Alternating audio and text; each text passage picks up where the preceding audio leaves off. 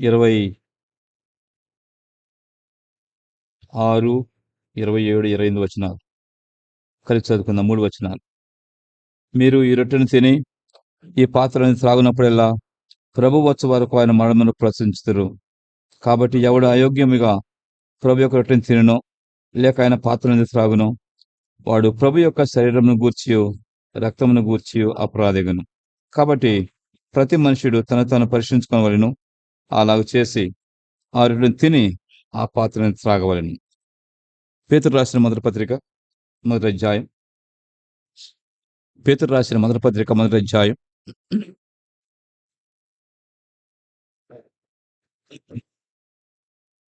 8-9 వచనాలు కలిసి చదువుకుందాం. పేతురు రాసిన మొదటి పత్రిక మొదటి అధ్యాయం 8-9 వచనాలు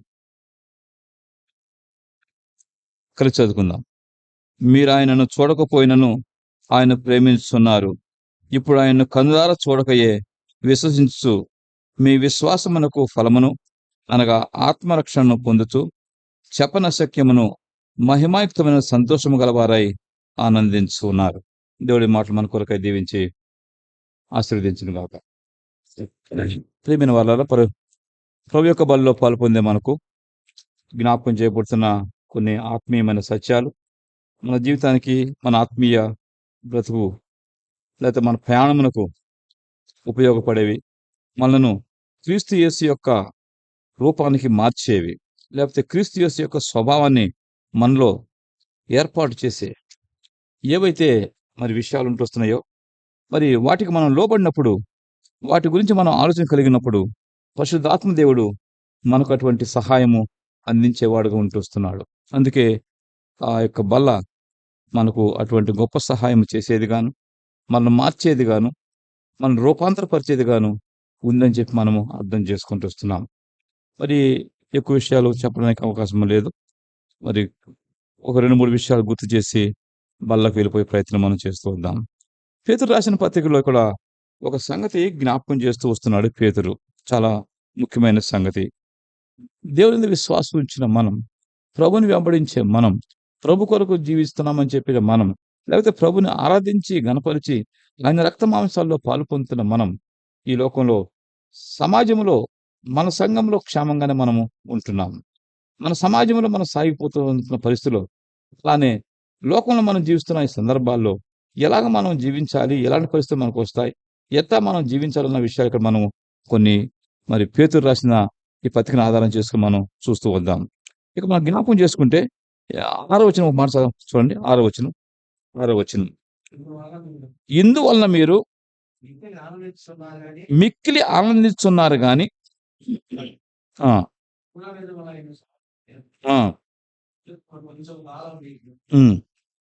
రైట్. ఇందువలన మీరు మిక్కిలి ఆనందించు ఉన్నారు.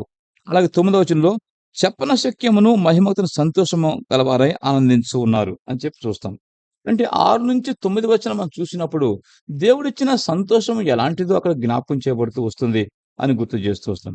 ఈ యొక్క పేతురు రాసిన పత్రికలో ఆనందము, దుఃఖము రెండు కూడా జంట పదాలుగా రాయబడుతూ వస్తుంటున్నది. ఇక్కడ 6వ వచనం మనం అదే చూస్తాం. ఇందువలన మీరు మిక్కిలి ఆనందించున్నారు గాని అవసరం బట్టి నానా విధమైన శోధన చేత ప్రస్తుతము కొంచెము కాలము దుఃఖము కలుగుతుందని చెప్పి 11వ వచనం కూడా చూద్దాం. 11వ వచనంలో ఏం రాయబడుతుంది?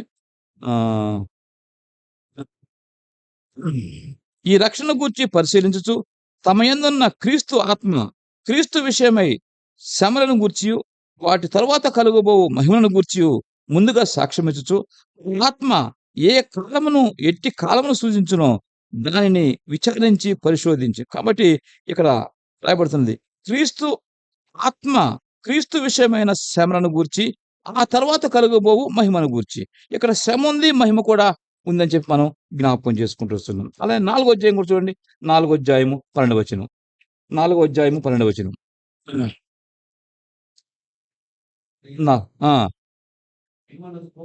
మిమ్మల్ని శోధించుటకు మీకు కలుగు అగ్ని వంటి మహాశ్రమను గూర్చి మీకేదో సంభవించినట్లు ఆశ్చర్యపరకుడి. క్రీస్తు మహిమ బయలుపరచబడినప్పుడు మీరు మహా ఆనందంతో సంతోషించు నిమిత్తము క్రీస్తు శ్రమలలో మీరు పాలుపడినంతగా సంతోషించడని చెప్పి చెప్పుకుంటూ వస్తాడు. 5వ అధ్యాయంకి రండి. 5వ అధ్యాయం మొదటి వచనం చూడండి. తోటి పెద్దను క్రీస్తు శ్రమలను గూర్చిన సాక్షిని బయలుపరచబడు మహిమలో పాలివాడనైన నేను మీలోని పెద్దలను హెచ్చరించు. కాబట్టి ఇక్కడ పేతురు రాసిన ఈ యొక్క పత్రికలో ఎక్కువ భాగం మనకేం కనపడుతుందంటే క్రీస్తుతో పాటు శ్రమతో పాటు మహిమ, క్రీస్తుతో పాటు శ్రమ, శ్రమతో పాటు ఆనందం. అంటే ఎక్కడ శ్రమ ఉన్నదో అక్కడ మహిమ ఉన్నది, ఎక్కడ శ్రమ ఉన్నదో అక్కడ ఆనందము. ఇది అర్థం చేసుకోవాలి. కాబట్టి ఒక విశ్వాసి తన జీవిత యాత్రని అనుకుంటాడు తను. ఇప్పుడు క్షేమంగా కోరుకోవడము, సంతోషంగా జీవించడం అన్నది ఎవరు కూడా తిరస్కరించేదైతే కాదు. ఎందుకంటే మానవులుగా ప్రతి ఒక్కరి యొక్క ఆలోచన, ప్రతి ఒక్కరి యొక్క ఉద్దేశము ఏ ఇబ్బంది లేకుండా, ఏ సమస్య లేకుండా ప్రశాంతంగా సాగిపోతే మంచిదన్న తలంపు అందరూ కలిగి ఉండడం సహజమైన విషయం. కానీ ఇక్కడ దేవుని చేత నువ్వు ఆదరించబడాలి, దేవుని బట్టి నువ్వు సంతోషించాలి, దేవుడిచ్చే మహిమలను పాలు పొందాలంటే కొన్ని శ్రమలు, కొన్ని దుఃఖాలు, కొన్ని శోధనలు అవసరమై ఉంటాయి. ఇవి ఈ దేవునితో నువ్వు ఆదరించబడే పరిస్థితి ఎప్పుడు కలుగుతుంది? దేవునితో నువ్వు సంతోషించే పరిస్థితి ఎప్పుడు కలుగుతుంది? లేకపోతే దేవుడిచ్చే మహిమకు నువ్వు ఎప్పుడు పాత్రగా చేయబడుతూ వస్తున్నావంటే, ఈ శ్రమలు, దుఃఖము మనకు కలిగినప్పుడే మనం అందులో భాగస్థులము అవుతామన్నది అర్థం చేసుకోవాలా. ఇవి లేకుండా మనం ఆ గొప్ప భాగ్యాన్ని సంపాదించుకోలేం. ఇవి లేకుండా ఈ శ్రమ గాని, ఈ దుఃఖము గాని, బాధ గాని లేకుండా ఆ గొప్ప సంతోషాన్ని, దేవునితో మరి ఆదరణను, లేకపోతే దేవుడిచ్చే ఓదార్పును, దేవుడిచ్చే సంతోషాన్ని మనము సంపాదించుకోలేం. ఇది ఆయన ఇచ్చాడని మనం చెప్పలేం.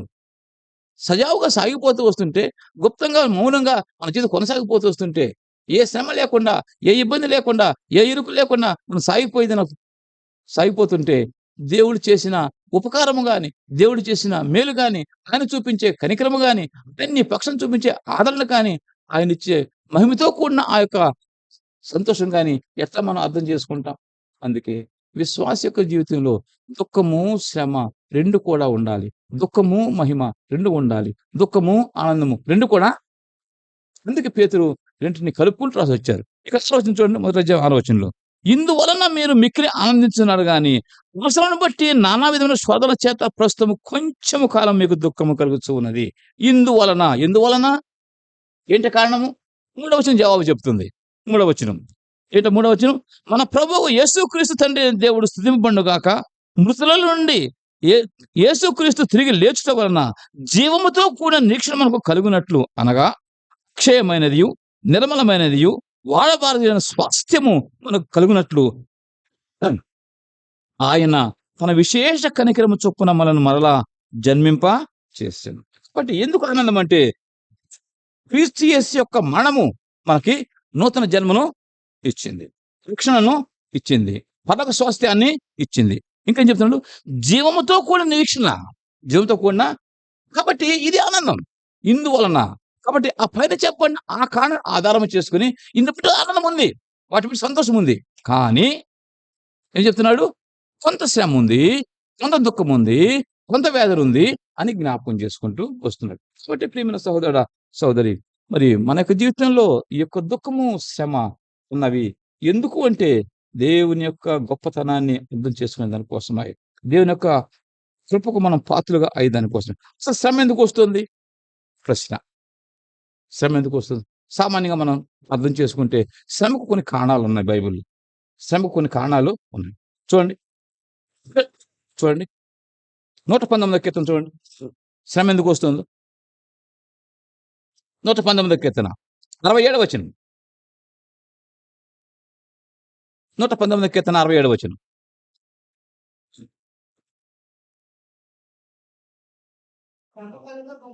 శ్రమ కలుగక మునుపు నేను త్రోవ విడిచి తిని. లాభమైందా, నష్టమైందా? లాభమైందా, నష్టమైందా? శ్రమ కలగక మునుపు త్రోవ విడిచి నడిచిపోయాము. శ్రమ లేనప్పుడు ఇష్టానుసారంగా మనం ప్రయత్నం చేశాం, ఇష్టానుసారంగా ప్రయాణం చేశాం. కానీ శ్రమ వచ్చినప్పుడు ఏమైంది? నీ వాక్యం ఏమిటో అర్థమవుతుంది, నువ్వెందుకు ఇస్తున్నావు అని అర్థమవుతుంది.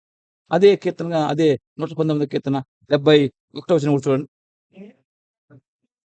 నేను నీ కట్టడలు నేర్చుకున్నట్లు నాకు మేలయింది. కాబట్టి శ్రమ ఎందుకు వస్తుందంటే, త్రోవ విడిచినప్పుడు వస్తుంది.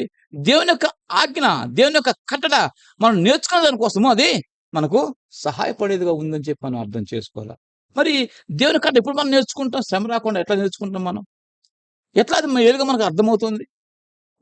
సజావుగా సాగిపోతూ ఉంటే, ఏదో ఇబ్బంది లేకుండా సాఫీగా ఎలిగిపోతూ వస్తుంటే, ఎలాగా దేవుని యొక్క కట్టడ నేర్చుకునే అవకాశం మనం కలిగి ఉంటాం. కాబట్టి శ్రమన్నది మన క్షేమం కోసమే, శ్రమన్నది మన మేలు కోసమే. దానిలోనే దేవుని యొక్క ఉపకారం ఉంది. దానిలోనే దేవుని యొక్క సహాయం ఉంటూ వస్తుందని చెప్పి మనం అర్థం చేయాలి. యోబు గ్రంథం చూడండి. యోబు గ్రంథం 42వ అధ్యాయంకి రండి. 10వ వచనం చదవండి. ఏ ఆ! తన స్నేహితు నిమిత్తం ప్రార్థన చేసినప్పుడు యెహోవా అతని క్షేమస్థితిని మరలా అతనికి దయచేసెను. యోబుకు శ్రమ రాకపోతే క్షేమం వస్తుందా?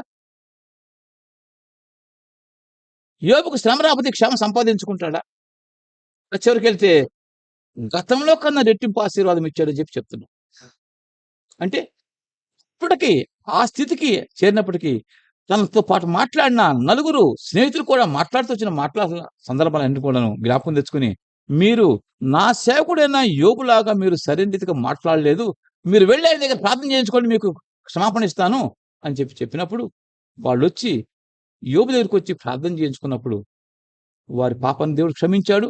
అలా ప్రార్థించడం వల్ల యోబుకు తన పూర్వస్థితిని చేసుకుంటూ వచ్చాడు. అంటే ఇప్పుడు శ్రమ ఏమి చేసింది? తనకున్న స్థితిని రెట్టింపు చేసింది. తన పూర్వ పరిస్థితిని కలగజేసుకుంటూ వచ్చింది. ఒకవేళ లేకపోతే, ఆ శ్రమ లేకపోతే ఎట్లా కలుగుతుందంటావు? ఆ శ్రమ లేకపోతే ఎలా ఎలా సాగు ముందుకు సాగుతాడు? సాగలేడు కదా! అందుకే ఏం జ్ఞాపకం చూడండి. 23వ అధ్యాయంకి రండి. యోబు గ్రంథం 23వ అధ్యాయం. యోబే చెప్పాడు ఆ మాట. 23వ అధ్యాయం 10వ వచనం చదవండి.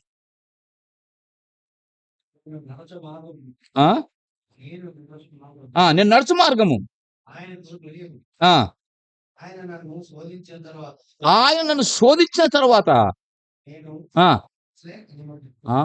ఎలాగా? సువర్ణ బంగారం అంటే అందరికి ఇష్టమేనా? బంగారం అంటే అందరికి ఇష్టమేనా? ఇష్టమేనా రత్నం? దేవుడు బంగారం చేద్దాం ఇష్టమేనా? శోధించిన తర్వాత స్వర్ణం అవుతాం. శోధించక ముందు కాదు. శోధించక ముందు మలినం ఉంది, మట్టి ఉంది, మస్టు ఉంది. శోధించిన తర్వాత ఏమైంది? సువర్ణములాగా మారుతుంది. కాబట్టి బంగారం విలువైంది, బంగారం పరిశుద్ధమైంది. బంగారానికి 2 రకాల గుర్తులు బైబిల్లో ఉన్నాయి. ఎంత విలువైందో అంత పరిశుద్ధమైంది. అందులో మస్టు, మడ్డి చేరడానికి అవకాశము లేదు. అది ఎప్పుడు పోతుంది? అని శోధించినప్పుడు పోతుంది. ఇది కారణం. మరొక కారణం చూడండి. 1 కొరింథీయులకు రాసిన పత్రిక 15వ అధ్యాయం. 1 కొరింథీ పత్రిక 15వ అధ్యాయం. అంటే ఈ యొక్క శోధన కానీ, ఈ బాధ కానీ, ఈ కష్టం కానీ ఎందుకు వస్తాయి? వాటికి జవాబులేమిటి అన్న దానికోసం మనం ఇక్కడ చూస్తున్నాం. 1 కొరింథీయులకు రాసిన పత్రిక 15వ అధ్యాయం 57వ వచనం చదవండి.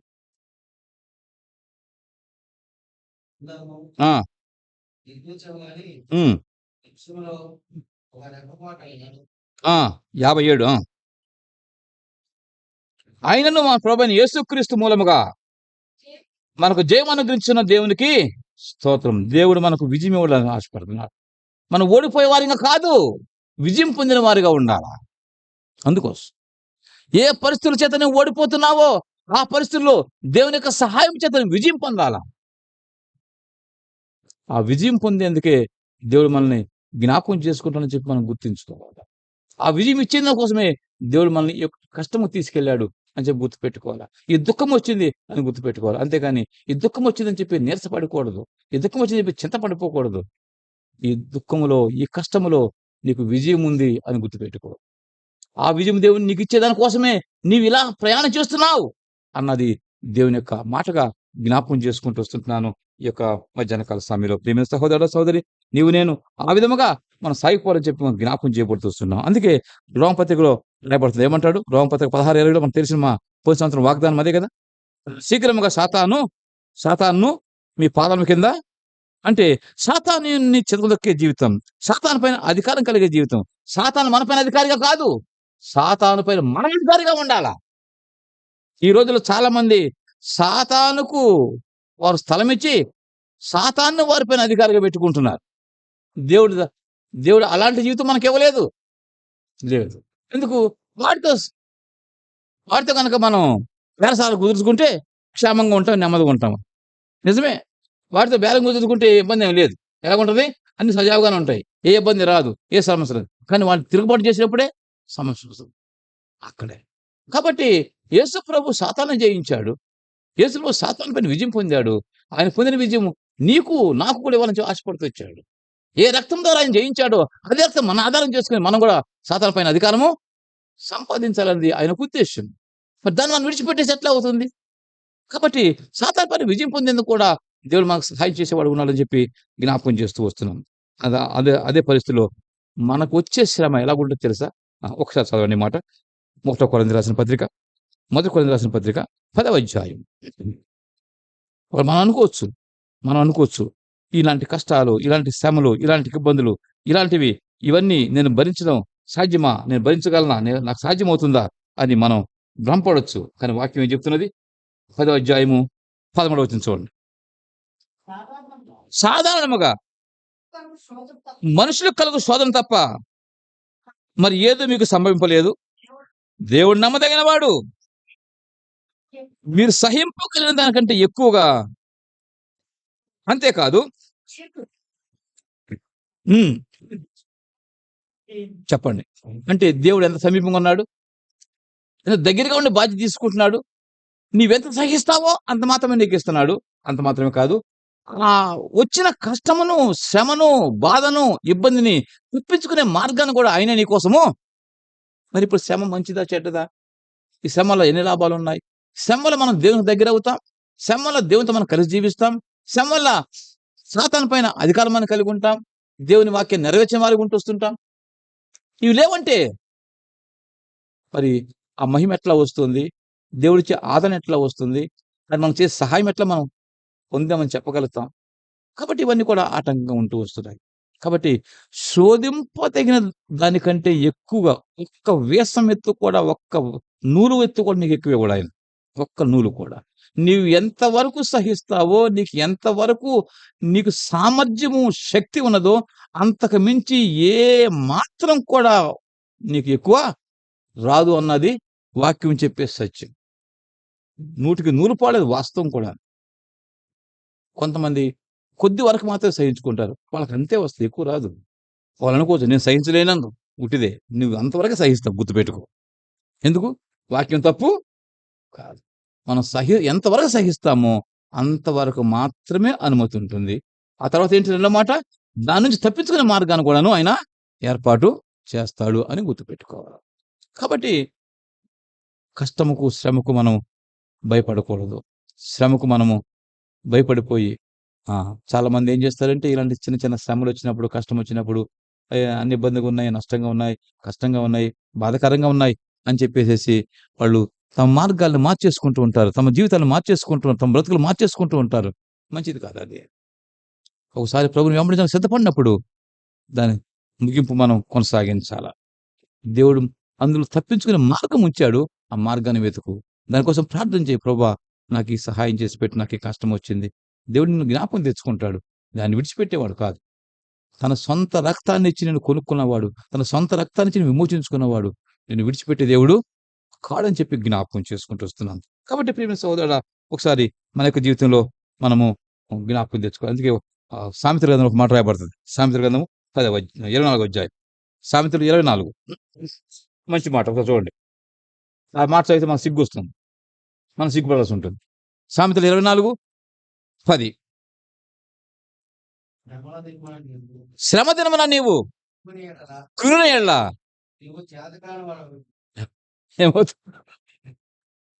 ఏమవుతావంటే చేతగాని వాడు. ఎందుకు నువ్వు చేతగాని వాడయ్యావు? నీలో క్రీస్తు లేడు. క్రీస్తు నీలో ఉంటే నువ్వు సామర్థ్యం కలిగిన వాడు అవుతావు. వాటిని ఎదుర్కొంటావు. కాబట్టి శ్రమ దినాన నువ్వు కుంగిపోతే నువ్వు చేతకాని వదులుతావు. మనం చేతకాని వాళ్ళము కాం. ప్రభువును బట్టి భరించేవారం, ప్రభువును బట్టి జీవించేవారు, ప్రభుతో పాటు ప్రయాణం చేసేవాళ్ళం మనం. ఇది మనకి ఇవ్వబడిన అధికారము అని చెప్పి జ్ఞాపకం చేసుకుంటూ వస్తున్నాం. కాబట్టి ప్రియమైన సహోదర, సహోదరి, ఈ యొక్క సమయంలో జ్ఞాపకం చేసుకో. ఈ యొక్క శ్రమ, ఈ యొక్క కష్టము ఇవి నీకు నాకు ఎంతో క్షేమం కలిగించేగుంటాయి. చాలా మంది జీవితాలు మనం చూస్తాం. చాలా మంది జీవితాలు మనం చూస్తాం. యోసేపు యోసేపు ఎంతో కష్టపెట్టబడ్డాడు, శ్రమ పెట్టబడ్డాడు, చెరసాల దాకా వెళ్ళాడు. అప్పుడు గాని అధికారి కాలేకపోయాడు. అంతే కదా! చెరసాల దాకా వెళ్తాంతే తప్ప అధికారి కాలేకపోయాడు. అలాగే మోషే 40 సంవత్సరాలు మిద్యానీయుల గొర్రెలు మేపితే తప్ప నాయకుడు కాలేకపోయాడు. దావీదు 40 సంవత్సరాలు దేశాన్ని విడిచిపెట్టి, సొంత ఇంటిని విడిచిపెట్టి, గ్రామాన్ని విడిచిపెట్టి, అడవుల్లో, అరణ్యాల్లో, గుహలో జీవిస్తే తప్ప రాజు కాలేదు. పౌలు కూడా స్వజనుల చేత, యూదుల చేత, ఇశ్రాయేలు జనాంగం చేత, అన్యుల చేత ఎన్నో రకాల హింసలు పొందితే తప్ప మూడవ ఆకాశ వర్గం వెళ్ళి చూడలేకపోయాడు. ఇవన్నీ కూడా శ్రమ వల్ల వచ్చే లాభాలు, శ్రమ వల్ల వచ్చే గొప్ప మహిమలు అని చెప్పి జ్ఞాపకం చేసుకుంటూ వస్తుంటున్నాను. కాబట్టి ప్రియమైన సోదరుడా, ఇవన్నీ మనకు ఆధారపడి అంతే అక్కడ దాకా ఎందుకు? హెబ్రీ పత్రిక 11వ అధ్యాయం మొదటి నుంచి ఉన్న చివరి దాకా ఉన్న వీళ్ళ పట్టిక ఏం చెప్తుంది? ఇంత గొప్ప సాక్షి సమూహం అని చెప్తాడు అక్కడ 12వ అధ్యాయం మొదటి వచనంలో. అంటే వాళ్ళందరూ ఎవరు? ఆ శ్రమ నుంచి వచ్చిన వాళ్ళే, ఆ శ్రమను ఎదిరించిన వాళ్ళే, శ్రమను విజయం పొందిన వాళ్ళే. అందుకే ఆ అధ్యాయం అంతా కూడాను ఆ సాక్షి సమూహం అంతా కూడా మనకేం జ్ఞాపకం చేస్తుందంటే, కాబట్టి మీరు కూడా అలాగే ఉన్నారని చెప్పి గుర్తు చేస్తూ వస్తారు. సరే, ఇప్పుడు అసలు ఆ ముఖ్యమైన సంగతికి మనం వెళ్తూద్దాం. ఒకసారి రండి, ఒకసారి కిందకి వెళ్దాం మనం.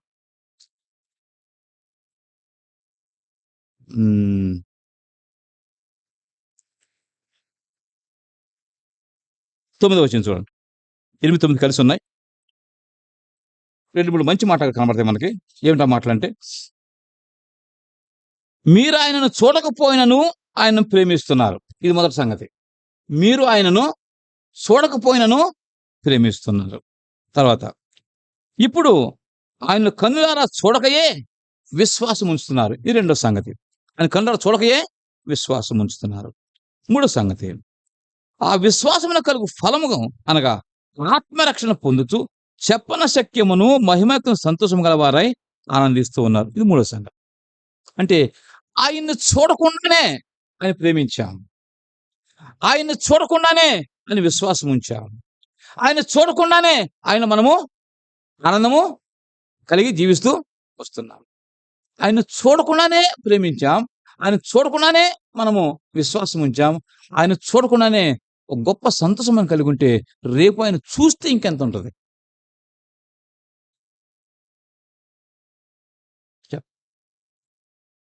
రేపు ఆయన చూస్తే, ఇక్కడ చూడకుండా ఉంటేనే చెప్పన శక్యము మహిమతో సంతోషం అన్నాడు. మరి చూస్తేనో గుండె అయిపోద్ది ఇంకొంత. చెప్పలేం కదా!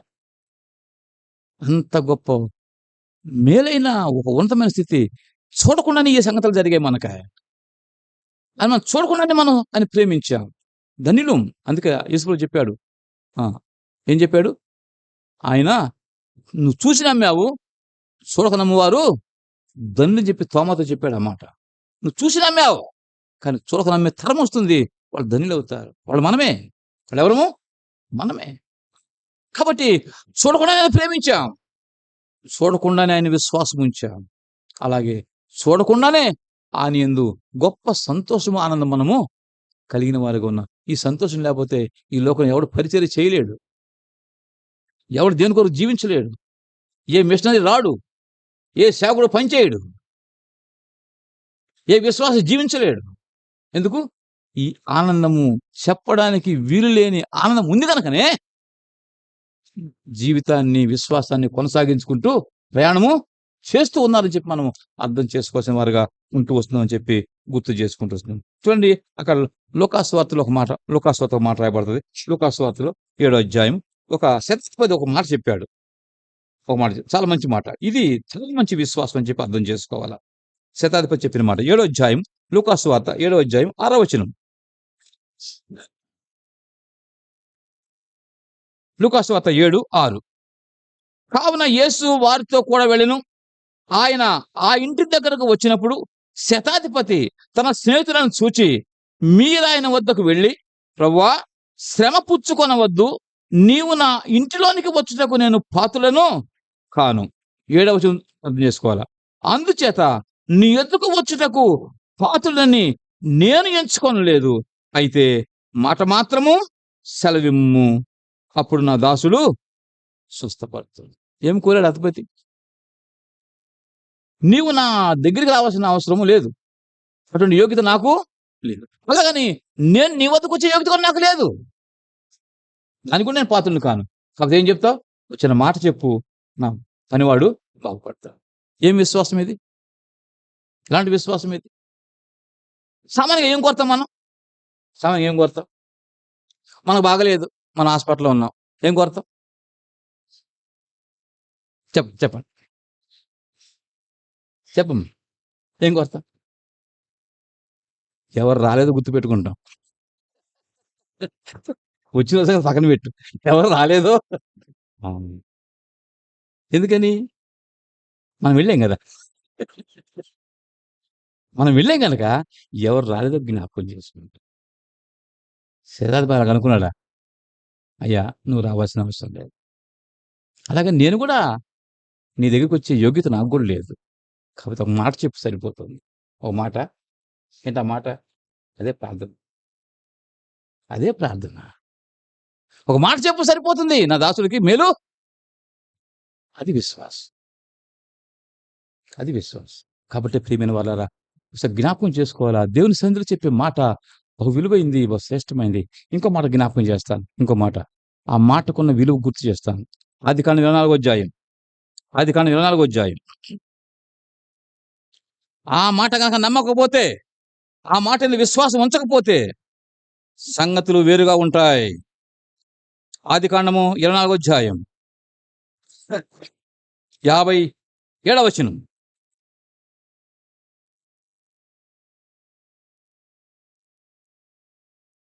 24:57. గట్టి చదవండి. వారు ఆ చిన్నదాన్ని పిలిచి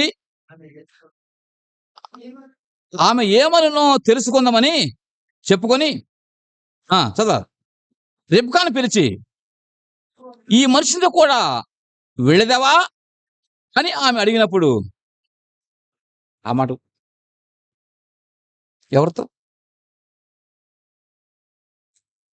ఆయన బంధువా? పరిచయస్తుడా? ఎందుకు చెప్పింది? విశ్వాసం. విశ్వాసం, నమ్మకం. తన యజమానుడు పంపించాడు, నేను వెళ్ళాలా? ఈరోజు ఎవరైనా పిల్లలకి వెళ్తారమ్మా? ఇది ఎవరైనా పంపిస్తారా? వాడు రాలేదు, వీళ్ళు రాలేదు, మధ్యలో ఒకడు వచ్చాడు, నాలంటాడు. పంపిస్తారమ్మా? వాళ్ళు వెళ్తారమ్మా? అందుకే రాయబడింది అది. ఆ చిన్నాన్ని పిలిచారు, రిబ్కాని పిలిచారు. మా ఈయన వచ్చాడు, తీసుకెళ్ళడానికి రమ్మంటున్నారు, పంపిస్తామని మేము అనుకుంటున్నాం, నువ్వు వెళ్ళడానికి నీకు ఇష్టమేనా?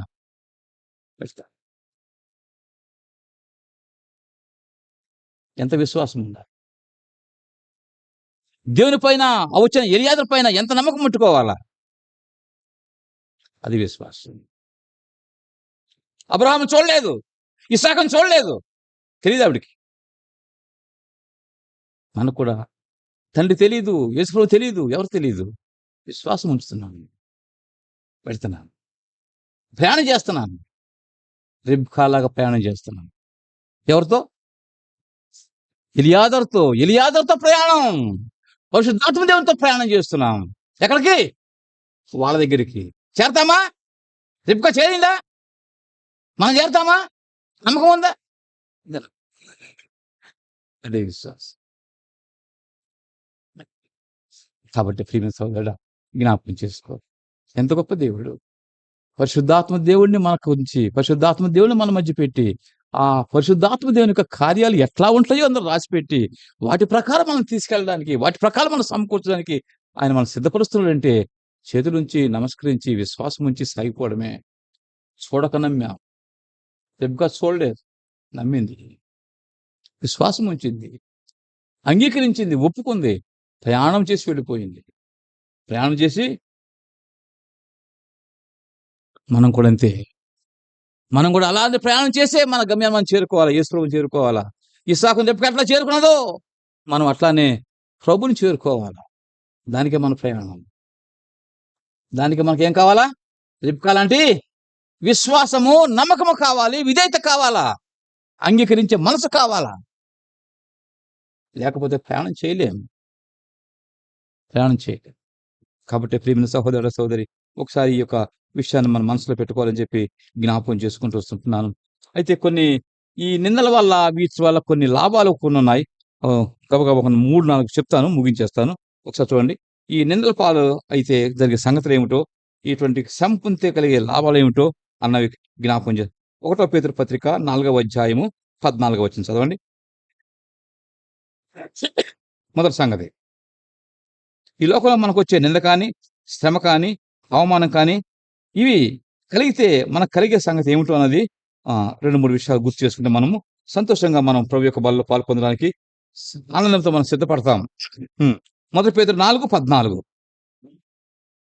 క్రీస్తు నామం నిమిత్తము మీరు నింద పాలైన యెడల మహిమా స్వరూపైన ఆత్మ, అనగా దేవుని ఆత్మ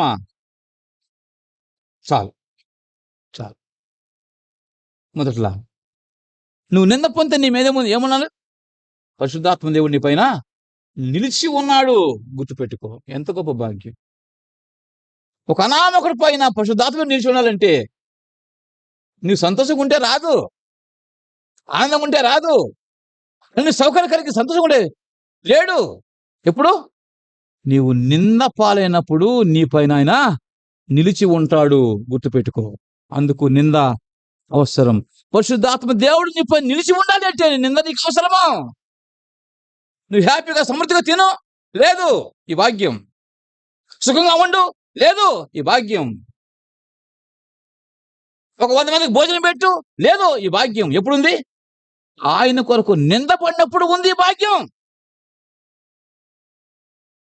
పరిశుద్ధాత్ముడు నా పైన నిలబడితే నాకెంత ఘనతది, నాకెంత గొప్పతనం అది, నాకెంత బలం అది. ఆ బలము నీకు ఇవ్వాలని కోరుకుంటున్నాడు ఆయన. అంగీకరిస్తావా? శ్రమకు, నిందకు దేవుడు నీకు సహాయపడతాడు. పరిశుద్ధాత్మ దేవుడిని పని నిలబడతాడు. 2వ సంగతి చూడండి. 2 కొరింథీ రాసిన పత్రిక 2 కొరింథీ మొదటి అధ్యాయం 2 కొరింథీ మొదటి అధ్యాయం 5వ వచనం.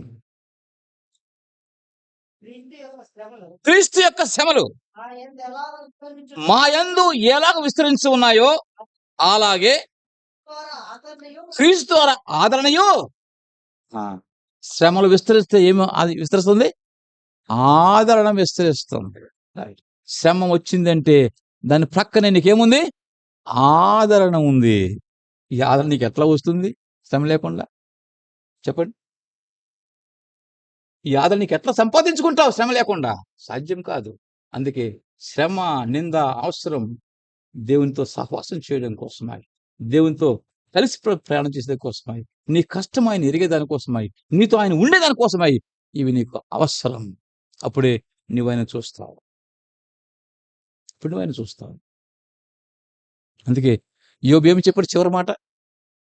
యోబు చివరి మాట ఏమిటి? నేను కనులారా నిన్ను చూస్తున్నా. ఎప్పుడు చూశాడు? ఎప్పుడు? శ్రమ పూర్తి, శ్రమ ముగింపు వచ్చినప్పుడు, అయ్యా నేను కనులారా చూస్తున్నాను గనక దుమ్ము ధూళి మట్లో నేను కూర్చున్నాను. ఇక నేను మాట్లాడను. నా కష్టము, నా దుఃఖము, నా వేదన, నా బాధ, నా ఒంటికున్న జబ్బు ఏమి నాకు నువ్వు గొప్పవాడివి. కాబట్టి శ్రమ, బాధ నీకు ఆదరణ కలిగిస్తుందని చెప్పి జ్ఞాపకం చేస్తున్నాను. మత్తయి సువార్త 5వ అధ్యాయం. మత్తయి సువార్త 5వ అధ్యాయం 11వ వచనం. మత్తయి 5:11. నా నిమిత్తము జనులు మిమ్మల్ని నిందించి, హింసించి, మీ మీద అబద్ధముగా చెడ్డ మాటలెల్లా పలికినప్పుడు 12 సంతోషించి ఆనందించుడి. శ్రమ నింద ఉన్నప్పుడు ఏమైంది? పరలోకంలో మనకి ఏం కలిగింది? పరలోకంలో మనకు ఫలం కలిగింది. శ్రమ లేకుండా ఫలం వస్తుందా? నింద లేకుండా ఫలం వస్తుందా? నువ్వు దూషించబడకుండా నీ ఫలం వస్తుందా? సంతోషించి ఆనందించుడి, పరలోకంలో మీ ఫలము అధికమవుతుంది. అది అందుకోసం ఆ ఫలాన్ని చూస్తూ ఈ నింద, ఆ ఫలాన్ని చూస్తూ ఈ శ్రమ, ఆ ఫలాన్ని చూస్తూ ఈ వేదన భరించాలా. అది మనకు దీవెనకరంగా ఉంటుంది, సంతోషదాయకంగా ఉంటుందని జ్ఞాపకం చేసుకుంటాం. ఆఖరిది అపోస్తల కార్యం 5వ అధ్యాయం. అపోస్తల కార్యం 5వ అధ్యాయం 41వ వచనం. అపోస్తల కార్యం 5వ అధ్యాయం. ఆ నామం కొరకు అవమానం పొందుటకు పాత్రులని ఎంచబడినందున వారు సంతోషించుచు మహాసభ ఎదుటి నుంచి ఎవరు వాళ్ళు? పేతురు. ఎవరు వాళ్ళు? పేతురు, యోహాను. పేతురు తీసుకెళ్లారు. మాట్లాడదని చెప్పాము, ఎందుకు చేస్తున్నారు? ఈ ప్రాంతాలు రావద్దని చెప్పాము, ఎందుకు వస్తున్నారు అని చెప్పి అధికారుల దగ్గర కొట్టారు. కొట్టేసి హెచ్చరిక చేశారు. ఏం హెచ్చరిక చేశారు? ఇక ఈ నామం పైన మీరు మాట్లాడకూడదని చెప్పేసి వారిని కొట్టి పంపిస్తే బయటకు వచ్చి ఏమన్నారు వాళ్ళు? ఆ నామం కోసం అవమానము, నింద పొందడానికి పాత్రలు అనుకుని దుఃఖపడలేదు. ఎలాగెళ్ళారు? అరే నన్ను కొట్టారు, చెత్త కొట్టారు, వెళ్ళారు అన్నాడా? ఆయన కోసం అవమానం పొందాం, సంతోషంగా వెళ్ళిపోతున్నారు. ఆయన కొరకు అవమానం పొందగలిగామని చెప్పి ఆనందంతో వాళ్ళు సంతోషంగా వెళ్ళిపోతూ వస్తున్నారు. నా ప్రభు కొరకు నేను అవమానం పొందగలిగినాను, సంతోషం. ఈరోజు మనం అవమానం పొందడానికి సిగ్గుపడతాం కదా, బాధపడతాం కదా, దుఃఖపడతాం కదా. కానీ వాళ్ళు దుఃఖపడలా, సంతోషించారు. ఎప్పుడు వస్తుంది సంతోషం? వాడు తీసుకెళ్ళి కొట్టినప్పుడు, చెరసాలు పెట్టి కొట్టినప్పుడు వాళ్ళకి దుఃఖం రావాలా, సంతోషం రావాలా? ఏం రావాలా? వాళ్ళకి దుఃఖం రావాలా, వేదన రావాలా, బాధ కలగాల. కానీ వారికి దుఃఖం రాలేదు, వేదన రాలేదు, బాధ రాలేదు. ఏమొచ్చింది? బయటకు వచ్చి సంతోషంగా వాళ్ళు ఇద్దరు కలిసి వెళ్ళిపోయారు. ఏం భాగ్యం ఇది! ఏం ధన్యత ఇది! ఏం అనుభవం ఇది! అందుకు మనం పిలువబడ్డాం. జ్ఞాపకం చేసుకోండి. అందుకే ఇక మధ్యాహ్న కాల సభలో జ్ఞాపకం చేసుకుంటూ వస్తున్నాను. క్రైస్తవ విశ్వాసికను సాగిపోతే శ్రమ, నింద, వేదన, అవమానము నీకుంటాయి. వాటితో పాటు బహుమానము, మహిమ కూడా నీకు ఉన్నాయి అని గుర్తుపెట్టుకో. ఈ బహుమానం, మహిమ కోసమే నువ్వు ప్రయాణం చేస్తున్నావు అని జ్ఞాపకం తెచ్చుకో. అప్పుడే నువ్వు నిలబడతావు. మహిమను చూస్తూ పోయినప్పుడు నిలబడతావు. అబ్రాహాము గురించి మాట రాయబడుతుంది. పునాదులు గల ఆ పట్టణం చూస్తూ ఈ భూలోకంలో గుడారంలో నివాసము, ఆ పట్టణం ఆయన ఎక్కడ చూశాడా? ఏం రాయబడింది? 11వ అధ్యాయం హెబ్రీ పత్రిక ఏం రాయబడింది?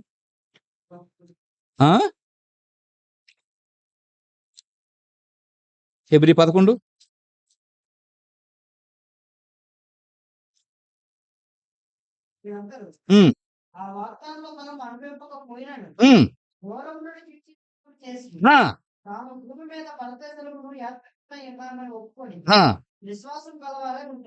అది విశ్వాసము గలవారై వాళ్ళు ఏం చేశారంట? మృతి పొందారని చెప్పి ఇక్కడ మనము చూస్తూ వస్తున్నాం. కాబట్టి ప్రియమైన సహోదరి ఒకసారి జ్ఞాపకం చేసుకో. పైన ఈ మాట కూడా ఒకసారి చూడండి. 8వ వచనం చూడండి. 8. అబ్రహాం పిలువబడినప్పుడు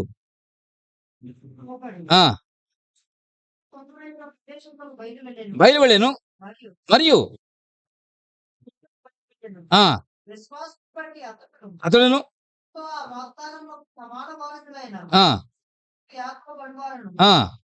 గుడారంలో నివసించుచు అన్యుల దేశంలో ఉన్నట్టుగా వాగ్దత్త దేశంలో పరవాసులైరి. ఎలయనగా ఆ ఆ అది చూపు. దాన్ని చూస్తూ ఇక్కడ జీవించాడు. దాన్ని చూస్తూ ఇక్కడ మనం ఏం చేయాలి? దేవుడు నీకు నాకు ఇచ్చే ఫలము చూస్తూ ఇక్కడ జీవించాలి. దేవుడు నీకు నాకు సిద్ధపరిచే బహుమానం చూస్తూ ఇక్కడ జీవించాలి. దేవుడు నీ కొరకు నా కొరకు ఉంచబడిన కిరీటం చూసుకుంటూ మనం ఇక్కడ జీవించాలి. అప్పుడు మనము ఈ లోక జీవితంలో మన కష్టమని అనిపించదు, శ్రమని అనిపించదు, బాధని అనిపించదు. ఒక మాట చెప్పమంటారా? ఉద్యోగస్తులు ఎందుకు ఉద్యోగం చేసుకుని వెళ్ళిపోతారు తెలుసా మీకు? ఉద్యోగస్తులు ఎందుకు ఉద్యోగం చేసి వెళ్ళిపోతాడు? నెల చివరి జీతం వస్తుంది చూసారా? ఆ జీతం తీసుకున్నప్పుడు మళ్ళీ ఇంకొన్నా చేయాలనుకుంటాడు.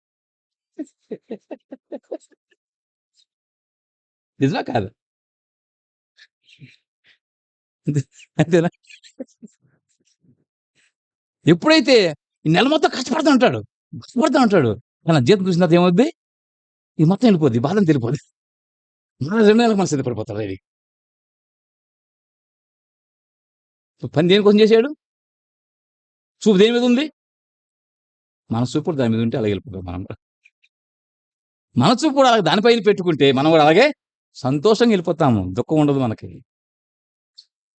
అదే విశ్వాస జీవితం. దేవుడు దానికోసం మనం పిలిచాడు. దానికోసం సిద్ధపడదాం. లోపాలు చిన్న చిన్నవి ఉంటాయి, సర్దుబాటు చేసుకుందాం. తప్పేం కాదు. అందరం మనుషులమే. ఎక్కడో చిన్న లోపం ఉంటుంది, సరిదిద్దుకుందాం. దేవునితో సమాధాన పడదాం. ఆయన మనకు సమీపంగా ఉన్న దేవుని చెప్పి చూసాం. ఆయన సమీపంగా పెట్టుకుందాం, ప్రయాణం చేద్దాం. దేవుడు మనకు అందరికి సహాయము చేయనుగాక. వారు సరిదిద్దుకుని, ప్రభా కొన్ని శ్రమలు ఉన్నాయి, నింద అనిపించాలి, బాధ అనిపించాలి, అవమానం అనిపించాలి, కానీ వీటి వెంటనే వాటి ఫలితాలు మంచిగా ఉన్నాయి. ఆ ఫలితాలపై దృష్టి పెట్టి మనం జీవితాన్ని కొనసాగించుకుందాం. పరిశుద్ధాత్మ దేవుడు మనకు అందరికి సహాయం చేయనుగా. మోకరించండి, ప్రార్థన చేసుకుని బలలో పాల్పొంది.